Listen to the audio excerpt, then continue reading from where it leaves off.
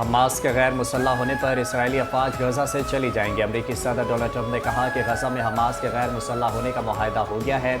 معاہدہ غزہ میں نئی فلسطینی حکومت کے قیام کی جانب اہم قدم ہے۔ معاہدہ مرحلہ وار اور منظم طریقے سے نافذ کیا جائے گا۔ بین الاقوامی استحکام فورس فلسطینی پولیس کے ساتھ مل کر غزہ کی ذمہ داری سنبھالے گی۔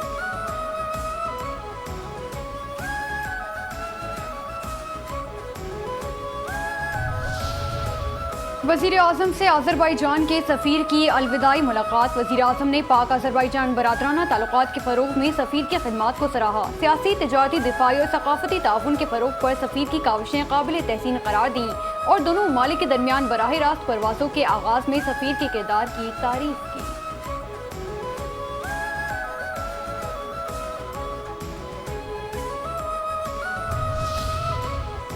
صدر مملکت نے commander national strategic command general Syed Amir Raza کو نشان امتیاز ملٹری عطا کرنے کی منظوری دے دی۔ قراقرم کی چوٹی براڈ پیک پر فانی تودہ گرنے کے بعد لاپتہ کوپہماؤں کی تلاش کے لیے سرچ اینڈ ریسکیو آپریشن جاری ہے۔ ریسکیو اینڈ سرچ آپریشن کے دوران لاپتہ 10 کوپہماؤں میں سے 4 کوپہماؤں کی لاشیں ڈھونڈی گئیں۔ لاپتہ کوپہماؤں کی تلاش کے لیے جاری سرچ اینڈ ریسکیو مشن کی قیادت معروف پاکستانی کوپہما سرباز خان کر رہے ہیں۔ لاپتہ ٹیم میں امریکہ، نیپال، عمان کے کوپہماؤں کے علاوہ پاکستانی کوپہما سہیل سخی بھی شامل ہیں۔ گزشتہ روز براڈ پیک سر کرنے کی کوشش میں کوپہماؤں کی ٹیم اچانک برفانی تودے کی زد میں آ گئی تھی۔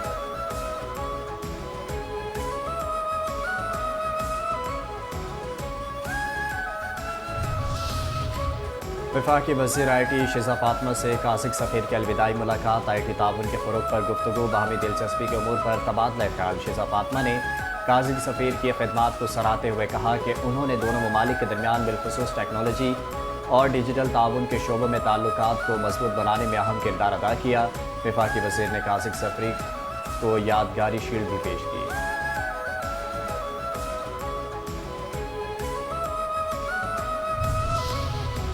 دہشت گردی امن و امان اور ترقی کی راہ میں سب سے بڑی رکاوٹ ہے۔ ملک سے دہشت گردی، فرقہ واریت کا خاتمہ کرنا ہے تو ہمیں سب سے پہلے اپنی صفوں میں اتحاد پیدا کرنا ہوگا۔ گورنر پنجاب سردار سلیم حیدر خان سے تحریک منہاج القرآن کے ناظم اعلیٰ خرم نواز گنڈاپور کی قیادت میں وفد کی ملاقات۔ ملک کی مجموعی سیاسی صورتحال اور حالت حاضرہ پر گفتگو ہوئی۔ گورنر پنجاب نے کہا کہ پیپلز پارٹی اور حکومت ملک میں امن و امان کی صورتحال پر ایک پیج پر ہیں۔ ہماری سیکیورٹی فورسز کے جوان اپنی جانوں پر کھیل کر امن و امان قائم رکھنے کی کوشش کر رہے ہیں۔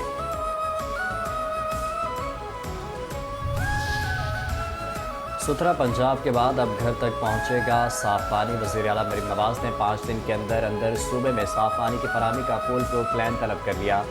ستھرا پنجاب کی طرح صاف پانی اتھارٹی پنجاب کو ری اسٹرکچر کر کے جدید خطوط پر اپ گریڈ کیا جائے گا۔ پنجاب صاف پانی اتھارٹی کو تکنیکی اور انتظامی لحاظ سے مکمل بااختیار بنایا جائے گا۔ صاف پانی اتھارٹی کو جدید ٹیکنالوجی، ہیومن ریسورس ٹرانسپورٹ فراہم کی جائے گی۔ علاقائی ضرورت کے مطابق RO پلانٹس اور جدید فلٹریشن ٹیکنالوجی نصب کی جائے گی۔ صوبے میں فلٹریشن پلانٹس اور RO پلانٹس پر پلانٹ ID، آپریٹر کا نام، فون نمبر اور اوقات کار درج کیے جائیں گے۔ پنجاب بھر میں پینے کے صاف پانی کی فراہمی کے لیے انٹرنیشنل کنسلٹنسی کی خدمات حاصل کرنے پر اتفاق۔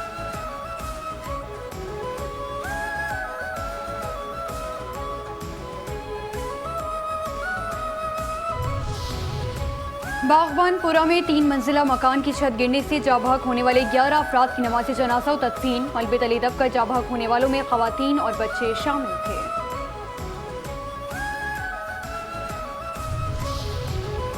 FIA انسداد انسانی اسمگلنگ سرکل لاہور کی کارروائیاں۔ مائیگرنٹ اسمگلنگ اور ویزا فراڈ میں ملوث اشتہاری سمیت 2 انسانی اسمگلر گرفتار۔ ملزمان نے شہریوں کو بیرون ملک ورک ویزوں کا جھانسا دے کر مجموعی طور پر 7,77,000 روپے ہتھیائے تھے۔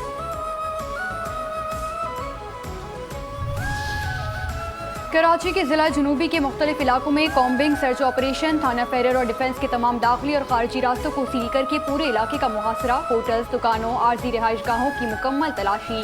6 مشتبہ افراد کو حراست میں لے لیا گیا۔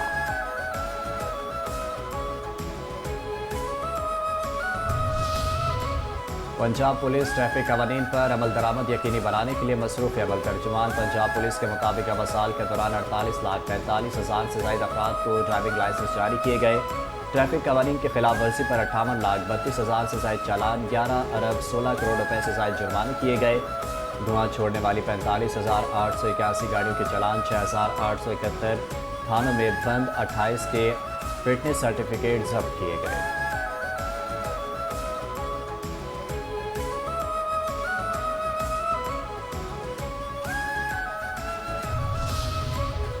टैक्स ना दहंदगान के खिलाफ पंजाब रेवेन्यू अथॉरिटी की कार्रवाइयाँ मुसलसल जारी। लाहौर समेत मुख्तलिफ शहरों में कार्रवाइयाँ। अदम अदायगियों पर होटल समेत 3 दफातर सर बबहर। तर्जुमान के मुताबिक टैक्स अदायगी में खुदगुर्द साबित होने और मुसलसल कवानीन के खिलाफ वर्जियों पर कार्रवाइयाँ की गईं। POS मशीनों के अदम इस्तेमाल पर दर्जनों फूड पॉइंट्स और एस्थेटिक क्लिनिक्स को नोटिस जारी कर दिए गए। अवाम की अदा करदा टैक्सेस सरकारी खजाने में बरवक्त जमा न करवाना कानून की खिलाफ वर्जी है।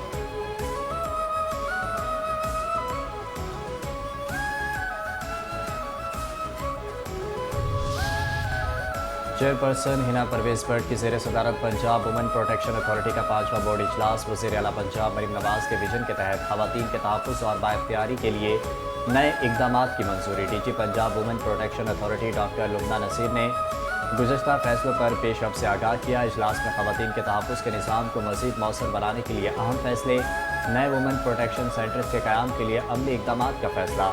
हिना परवेज भट्ट ने कहा, खवातीन को बरवक्त और बावकार तहफ़्फ़ुज़ की फराहमी हुकूमत पंजाब की अव्वलीन तरजीह है।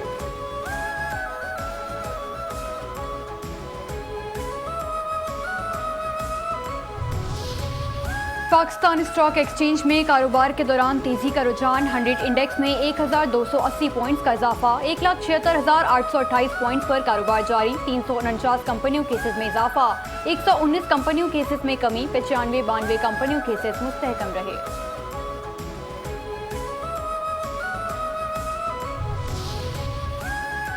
डीजल 2 रुपये 42 पैसे फी लीटर महंगा। पेट्रोल की कीमत में 1 रुपये 9 पैसे फी लीटर इजाफा। हुकूमत ने पेट्रोल और डीजल की कीमतों में आज फिर इजाफा कर दिया। पेट्रोल की नई कीमत 336 रुपये 15 पैसे फी लीटर मुकर्रर। डीजल की नई कीमत 393 रुपये 4 पैसे फी लीटर हो गई। पेट्रोलियम डिवीजन ने 31 जुलाई के लिए पेट्रोल और डीजल की कीमतों का नोटिफिकेशन जारी कर दिया।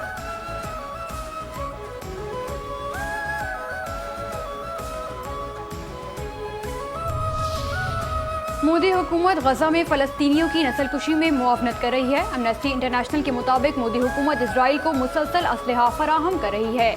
7 अक्टूबर 2023 से 30 नवंबर 2025 तक भारत से इसराइल को हथियारों, गोला बारूद और पुर्जों की 2596 खेपें भेजी गईं। भारतीय कंपनियों ने इसराइल को हथियारों के 3,90,516 पुर्जे, धमाका खेज असलहे के 5,64,970 अज्जा और फौजी गाड़ियों के 298 पुर्जे फराहम किए।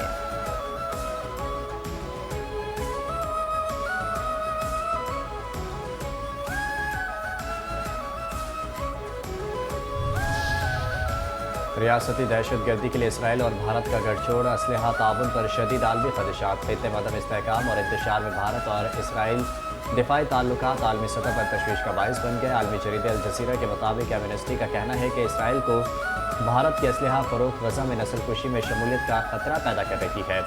आलमी सतह पर रोज़ाना नशर होने वाली गजा में नस्लकुशी के बावजूद भारत इसराइली फ़ौज की हिमायत जारी रखे हुए है। आलमी सहाफ़ी के मुताबिक मोदी दौर में इसराइल को फ़रोख्त किए गए भारतीय हथियार 70,000 से ज़ायद फ़लस्तीनियों की नस्लकुशी में इस्तेमाल हो रहे हैं।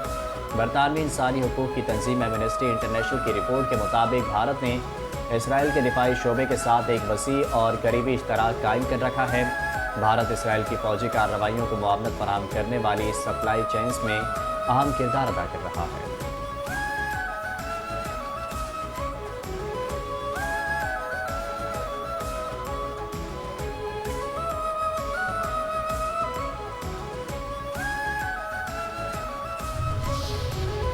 तालिबान रजीम की गैर जमहूरी और पुरतशद्दुद पॉलिसियों के बायस अफगानिस्तान आलमी तन्हाई का शिकार। इंतहा पसंदाना इक़दामात और इंसानी हुकूक़ की खिलाफ वर्जियों के बायस दुनिया के किसी भी मुल्क ने अब तक तालिबान रजीम को बाज़ाब्ता तौर पर तस्लीम नहीं किया।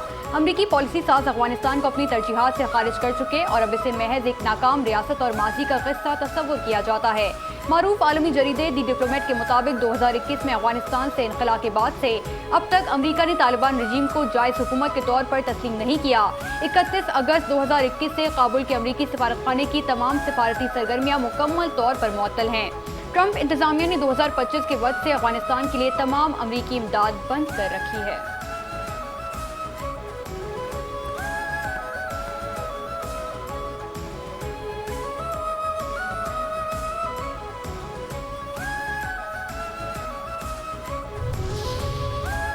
افغان سرزمین سے پاکستان میں بھارتی اسپانسرڈ دہشت گردی کے شواہد ایک بار پھر سامنے آ گئے۔ سابق افغان خفیہ ایجنسی کے سربراہ مسعود اندرابی نے بھارت فتنہ الخارج اور طالبان کا گٹھ جوڑ بے نقاب کر دیا۔ سابق افغان انٹیلیجنس سربراہ مسعود اندرابی نے دی ڈپلومیٹ کے پروگرام میں کہا کہ افغان طالبان رجیم بھارت سے مالی امداد حاصل کر کے پاکستان میں دہشت گرد گروہوں کی پشت پناہی کر رہی ہے۔ مارکہ حق میں ناکامی کے بعد بھارت افغانستان میں پاکستان کے خلاف اپنا اثر و رسوخ بڑھانے کی کوشش کر رہا ہے۔ بھارت کی طالبان حمایت کا اصل مقصد فتنہ الخارج پر اثر و رسوخ قائم کر کے اسے پاکستان کے خلاف استعمال کرنا ہے۔ افغانستان میں دہشت گردوں کے محفوظ ٹھکانوں پر پاکستان کی بمباری بھارت کے لیے ایک واضح پیغام ہے۔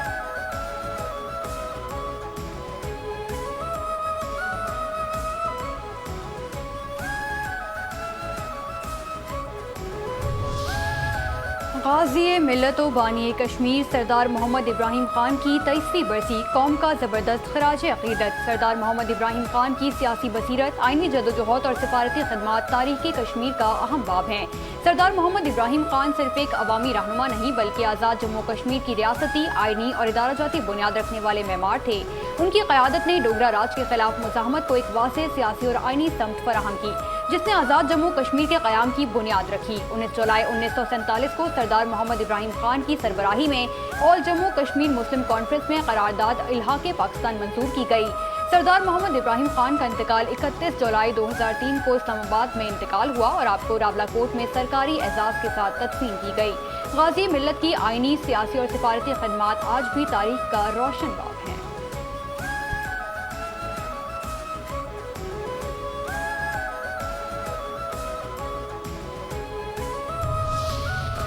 قائد اعظم محمد علی جناح کی بہن مادر ملت تحریک پاکستان کی اہم رہنما محترمہ فاطمہ جناح کا آج یوم ولادت۔ مادر ملت نے کلکتہ یونیورسٹی سے ڈینٹل سرجن کی ڈگری حاصل کی۔ 1929 میں قائد اعظم کے شانہ بشانہ کھڑے ہو کر بر صغیر کے تمام مسلمان خواتین کے لیے مشعل راہ بن گئی۔ 60 کی دہائی میں بھی وہ حق اور جمہوریت کی آواز بن کر سیاست کے افق پر ڈٹی رہیں۔ مادر ملت فاطمہ جناح کا جذبہ اور قربانیاں آج کے پاکستان کے لیے بھی روشن مثال ہیں۔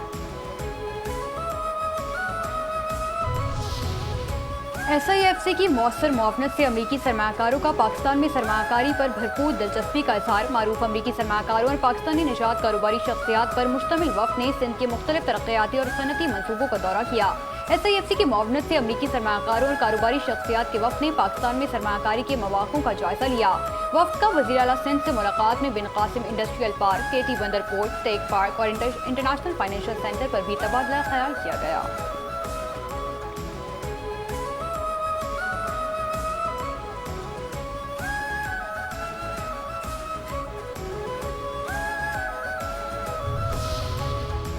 اور آئی سی سی نے ون ڈے ورلڈ کپ 2027 کے میزبان وینیوز کا اعلان کر دیا۔ میگا ایونٹ کی مشترکہ میزبانی جنوبی افریقہ، زمبابوے اور نامیبیا کریں گے۔